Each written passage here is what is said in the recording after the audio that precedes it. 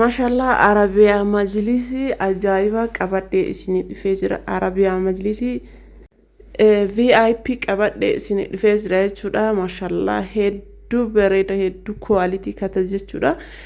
Arabiyaa Majlisii akkanaa kana kanaan dura argitanii beektu laata? Hedduu originaalii kata jechuudha. VIP jechuudha.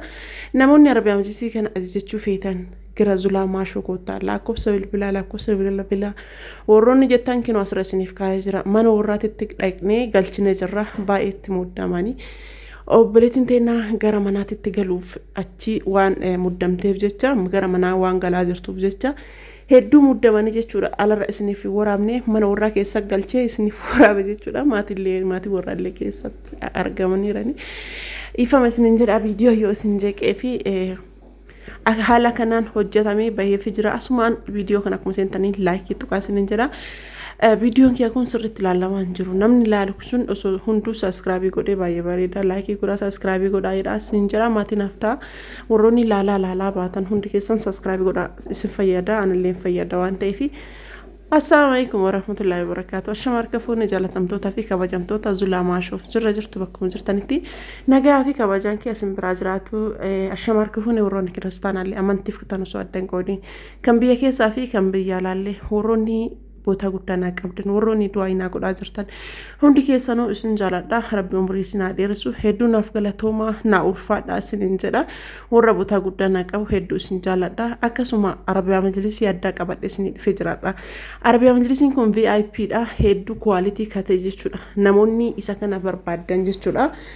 Namni wantan mana namaa hin jirre waan kophaa adda ta'e wayii barbaada jettan koottaa isiniin jira. Gatiin isaa garuu baay'ee qaaliidha. Gatiin isaa baay'ee qaaliidha jechuudha. Ijoolleen gimmaasha fa'a yoo dalaysiifattan akkas yoo ta'e malee baay'ee qaaliidha. Gatiin isaa baay'ee guddiidha. Namoonni jaalatanii namoonni feetan keessan na dubbisu hin irraanfatinaa isiniin jedha. Asuma saskiraabii laayikii sheer gochuullee hin irraanfatinaa isiniin jedha. Maashaallah hedduu qualityidha. Obboleettiin teenya gara manaa galuuf baay'ee muddamtee dafaatii naa galcha jettee akkasitti fuunee mana geessinee haala kanaan isiniif waraabne jechuudha.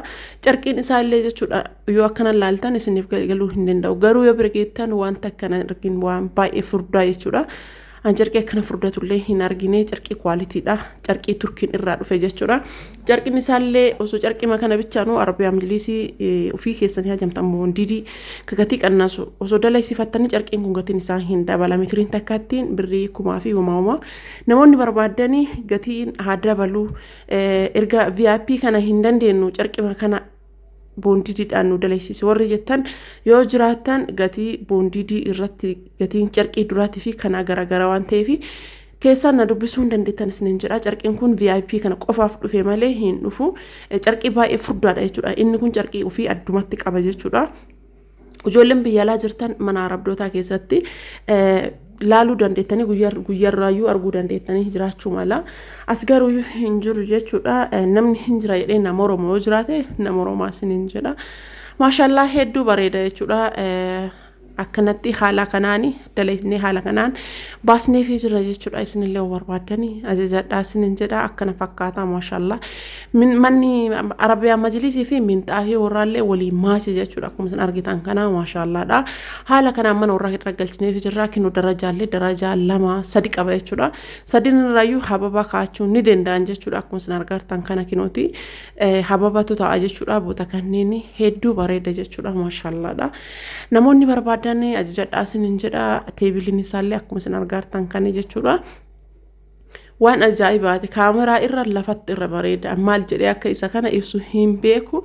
Lafatti irra bareeda kaameraa irra jechuudha. Lafatti irra bareeda. Arabiyaa Majlisii ajaa'ibaa jechuudha. Maqaan isaallee VIP dha. Namoonni jechuu barbaadan ajajadhaa isiniin jedha. Akkana haala kanaan hojjannee baasnee jirra jechuudha. Maashaalladha mitira 12 fi naxiba wayi jechuudha. Arabiyaa Majlisiin kun mitira 12 fi naxiba wayi jechuudha. Manni warraallee baay'ee guddata jechuudha. Manni warraallee maashaallah kana haa ta'uu fi baay'ee guddata jechuudha. Akkuma isin argitan kana minxaafii warraallee kinooti minxaafii hedduu quality ta'ee fi maashaallah minxaafii bareedu jechuudha.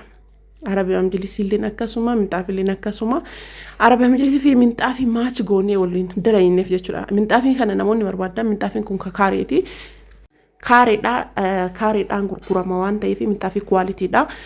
Warroonni na ajajjanillee jirtanii warroonni bitachuu barbaadanillee minxaafiin kunillee kaariidhaan gurgurama akkanatti jechuudha. Arabiyaa majlisii keessan irratti maachi goonee haala kanaan isin baafna teebiliin isaallee kennuutii kan isin argaa jirtan kana jechuudha. Walumaa galatti Arabiyaa majlisiin kennarraa akkana fakkaata jechuudha. Asirratti warroonni gaafii garaagaraa qabaatanii koomentii irra naa barreessaa isiniin jedha.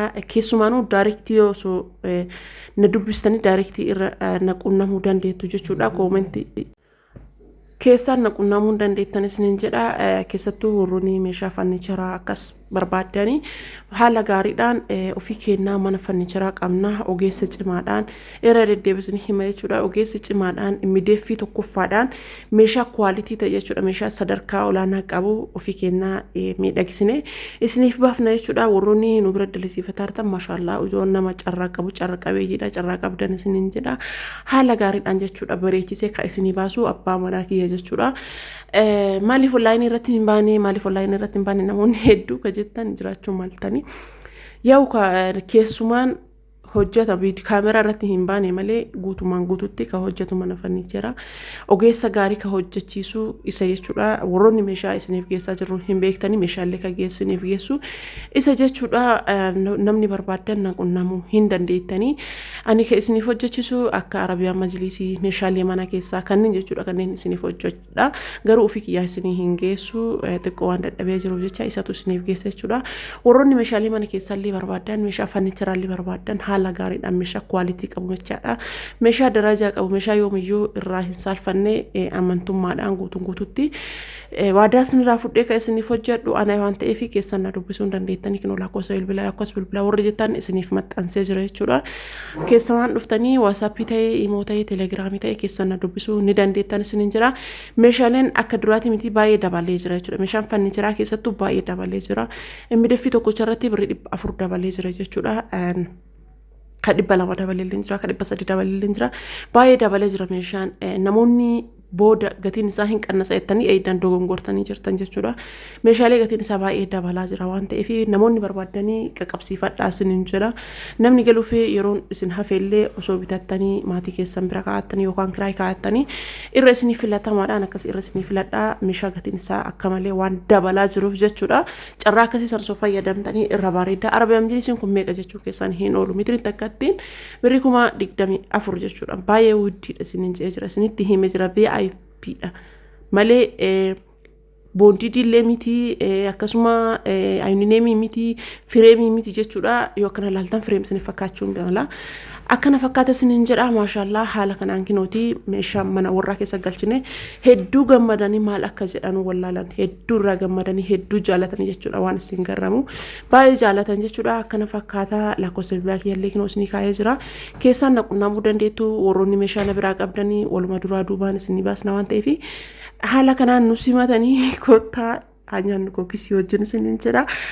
Maashaallah hedduu bareeda jechuudha. Yeroo tokko mana namaa yoo deemanii waraabuun baay'ee nama hin mijatu maaliif jennaan namni nama jeeqaa laaluuf itti yaa'a daa'imman itti laaluuf itti yaa'a akkasumatti taane garuu haaluma saniinuu isiniif waraabne jira garuu viidiyoo kana nama hedduu sheer godhaa isiniin jedha. Akka yoo isin hajamuu baatanillee kaajamuu